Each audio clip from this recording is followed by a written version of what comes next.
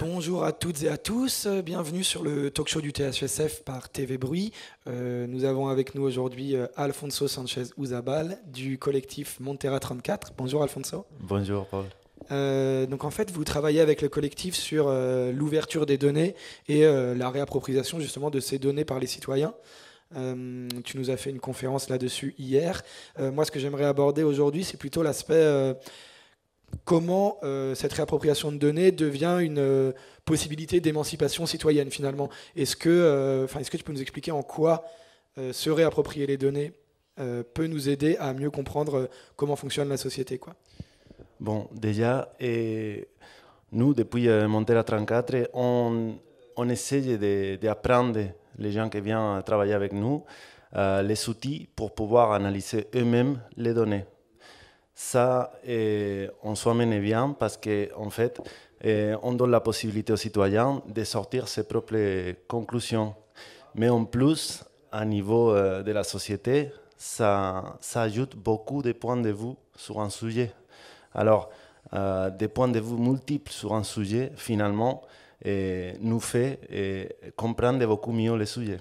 Sauf que ce qu'on a vu, c'est que la capacité des citoyens de récolter des données, ça peut être hyper utile quand il n'y a pas de données, mais ça nous donne quand même une vision assez incomplète et du coup très dépendante de la mobilisation citoyenne pour récolter ces données.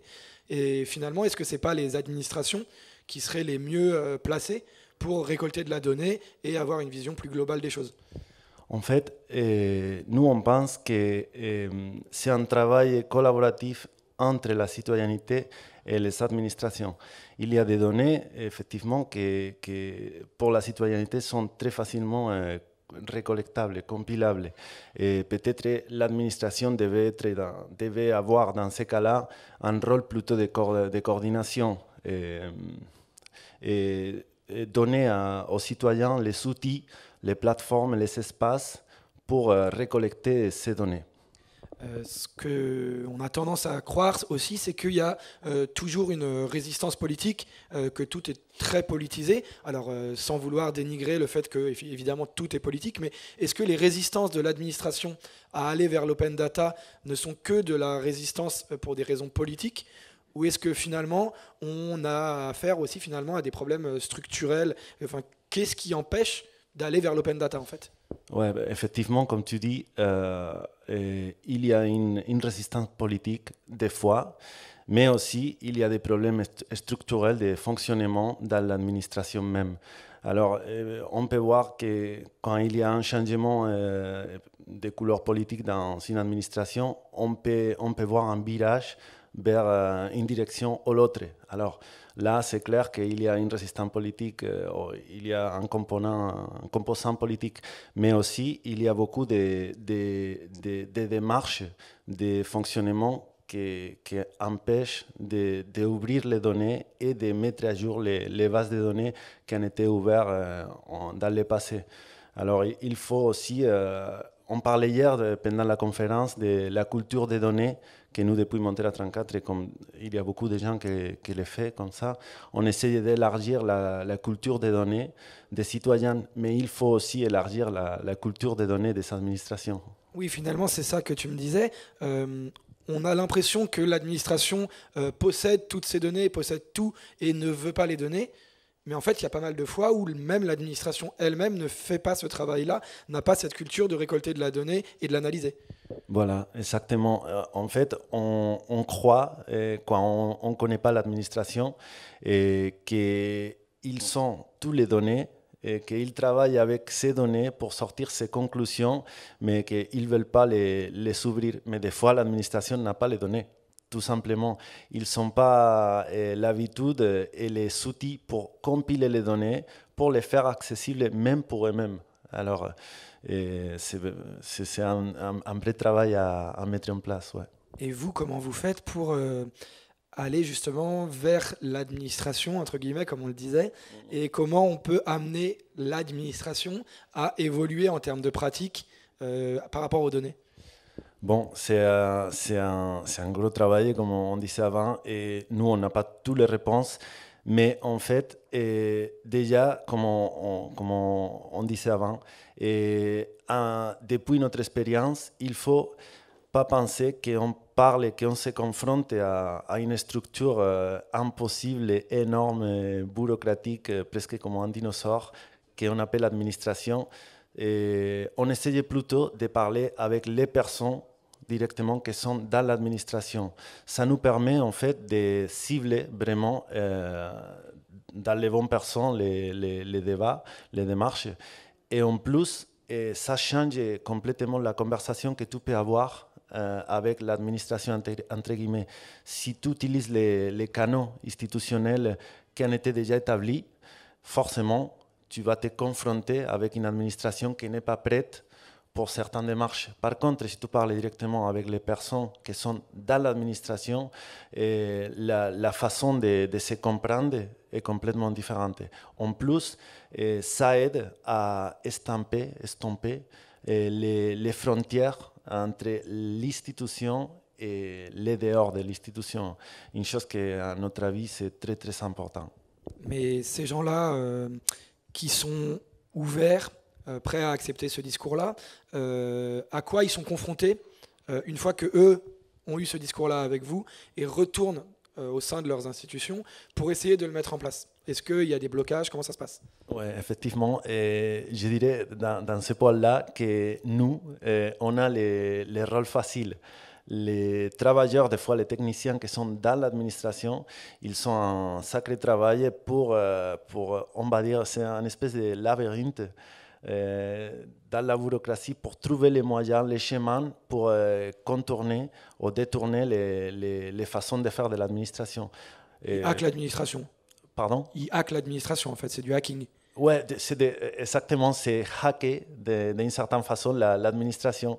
Ouais, exactement. J'ai raconté avant qu'en fait, à Madrid, je connais un ami à moi qui maintenant est dans un programme de la mairie, qui en fait a travaillé avec des avocats pour changer les façons de pouvoir travailler avec des associations. Parce qu'avant, il y avait des travaux que directement, si tu n'étais pas une entreprise, tu ne pouvais pas candidater. Maintenant, c'est possible de candidater pour certains travaux si tu es une association. Ça, déjà, change beaucoup de choses.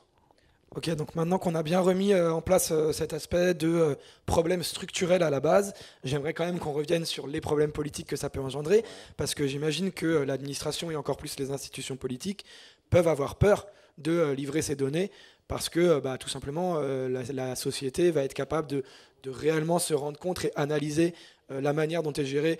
Par exemple, typiquement, l'échelle à laquelle on peut s'en rendre compte assez facilement, c'est l'échelle de la ville. Et on parlait de gentrification, de rénovation urbaine, toutes ces choses-là, c'est des données que les promoteurs immobiliers, par exemple, n'auraient pas forcément intérêt à ce que les gens récupèrent et puissent analyser. Est-ce que tu peux nous donner des exemples de données sur la ville qui sont mal interprétées, qui servent de justification et qu'on pourrait nous réanalyser et pouvoir en utiliser comme argumentaire? Oui, carrément. Déjà, il faut dire qu'effectivement, il y a beaucoup de peur dans l'administration à ouvrir ces données parce que c'est comme la transparence absolue. Et j'utilise toujours la même analogie, le même exemple. En fait, il faut penser au logiciel libre et comment certaines entreprises ont dit au début du développement des logiciels libres, non, mais si on ouvre notre code, finalement, on va avoir des problèmes de sécurité. Et les logiciels libres, les développeurs des logiciels libres ont dit, mais écoute, non, parce que nous, on utilise la sécurité by design, en fait. Et on a intégré la sécurité dans les codes. Alors, même si tu regardes les codes, le code est bien fait et il n'y a pas de problème de sécurité. En plus, on a beaucoup de gens qui regardent les codes et plus de yeux tu as sur les codes, plus sûr il est. Bon, avec l'administration, pour moi, c'est pareil. Comme exemple, je pourrais dire que, en fait, les choses qui changent, par rapport à l'administration, si les données sont ouvertes ou pas. C'est, par exemple, à Madrid ou des autres villes où il y a eu des problèmes de gentrification dans certains quartiers. Et on peut voir qu'on a des amis qui ont dû bouger des quartiers, ont été déplacés à la périphérie, et on a l'intuition d'un côté que certaines politiques de gentrification sont pas bien pour des gens avec très peu de pouvoir acquisitif. Mais de l'autre côté, il y a la mairie ou des entreprises qui disent que non, que si on regarde les données, les quartiers n'ont pas perdu de population. Alors, si on ouvre les données et on peut bien analyser les mouvements de population, on peut voir qu'effectivement, un quartier peut gagner de population, mais par contre, a perdu des jeunes ou a perdu des gens avec très peu de pouvoir acquisitif. Par contre, il y a eu des autres personnes qui ont débarqué dans les quartiers. Alors, c'est toujours ça qui est en jeu, les pouvoirs des données, quoi. Et est-ce que vous sentez quand même une modification, une évolution dans cette culture des données-là ou pas? Ou est-ce que ça change tout le temps ou est-ce que finalement quand même on va vers du mieux? Il y a l'exemple de Montréal qui avait mis les données ouvertes pendant un moment, je crois. Est-ce qu'il y a quand même de plus en plus de grosses villes qui vont vers ça, qui tendent vers ça? Oui, je pense que c'est une question de temps. D'ici à quelques années, toutes les grandes villes qui ont la capacité de faire ça vont avoir toutes ces données ouvertes. Mais parce que c'est comme le logiciel libre, une fois que tu as mis en place ces dynamiques-là, tu vois que c'est bien pour la ville en soi-même. Et je donne toujours l'exemple de... Bon, il y a déjà plus de 10 ans que certaines villes ont commencé avec des politiques de données ouvertes. On est dans une phase, je dirais, que la plupart des villes qui font ça, ils le font à moitié. Alors, il n'y a pas C'est-à-dire à moitié. C'est-à-dire, ils vont mettre en place sur Internet un portal pour héberger des datasets, des données ouvertes, mais ils ne vont pas les mettre à jour, par exemple, ou ils ne vont pas les publier avec des formats lisibles. Alors ça, c'est pas tout à fait bien. Après, il faut mettre aussi en place des démarches, des mécanismes, des schémas pour faire possible que la citoyenneté fasse des demandes des données à l'administration. Il faut mettre en place des canaux de communication entre la citoyenneté et l'administration. Mais c'est quand même aussi important qu'il y ait les deux. Compiler les données, les rendre lisibles, c'est très bien, mais il faut absolument qu'ils donnent les databases de base, justement, parce que on sait très bien que les chiffres, tu leur fais dire ce que tu veux, quoi. Donc, moi personnellement, j'aurais tendance à pas trop croire ou pas trop faire confiance à la manière dont sont compilées les données par l'administration. Et justement, je pense que c'est peut-être là où intervient cette interdépendance entre l'administration et la citoyenneté, et que c'est plutôt à la sphère citoyenne d'analyser et de compiler, parce qu'il n'y a pas d'influence politique, il n'y a pas de volonté de faire sortir un message des chiffres. Voilà, et je pense qu'il y a trois choses à avoir en compte. Déjà, dans certaines villes, il y a des observatoires citoyens de données. Ça, c'est très, très important. C'est rendre, surveiller, entre guillemets, l'administration. Et deux, en fait, la ville de New York, par exemple, si vous regardez les portals de données ouvertes de la ville de New York, c'est impressionnant parce qu'en plus des données qui sont très, très bien mises à jour, il y a aussi des outils pour analyser les données. Et ça, c'est très important parce que comme ça, on peut sortir des conclusions, les citoyens même, sur les données qui ont été libérées. Et voilà. Et je pense que des mécanismes comme ça sont très, très, très importants.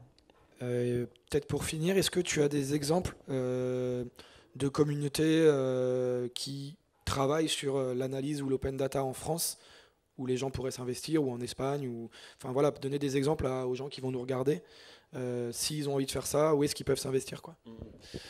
Et en France, je ne connais pas. Je pense que bon, c'est vrai que je ne connais pas les contextes en France aussi bien qu'en Espagne, mais j'ai l'impression qu'il n'y a pas beaucoup de gens qui travaillent sur le sujet. Et en Espagne, par exemple, il y a une communauté très très grande avec beaucoup d'expérience à Madrid et qui s'appelle Periodismo de Datos. En fait, c'est plutôt des journalistes qui essayent de trouver des outils et des dynamiques pour analyser des données et pour les libérer aussi. Et c'est une communauté qui est attachée à un centre culturel et de culture numérique qui s'appelle Media Lab Prado à Madrid. Après, à San Sébastien, nous, depuis Montera, on fait partie d'une autre communauté qui s'appelle Data Commons Lab, qui également est attachée à un centre culturel qui s'appelle Iriki Labs, et qui fait à peu près la même chose, mais sans les spécificités du journalisme, c'est plus général. Et également à Bilbao, il y a une autre communauté qui s'appelle Bilbao Data Lab, qui fait à peu près la même chose. Et toi, tu es en Ariège maintenant, à quand le Montera Toulouse? Voilà, je suis en Ariège depuis tu vas nous monter quelques temps. un collectif en France là pour importer un peu tout ça? Ouais, ben, avec plaisir. Déjà, après la conférence hier, j'ai parlé avec certaines personnes qui sont intéressées pour commencer à travailler avec les données ici sur Toulouse. Et on a changé les contacts et je pense qu'on va commencer à produire bientôt. On va voir si ça s'établit. Bah, si ça marche, on voit les contacts, on les mettra en description de la vidéo pour les gens que ça intéresse. Ouais, mais carrément. Ok, bah merci beaucoup Alfonso. Merci à vous. Bonne fin de journée.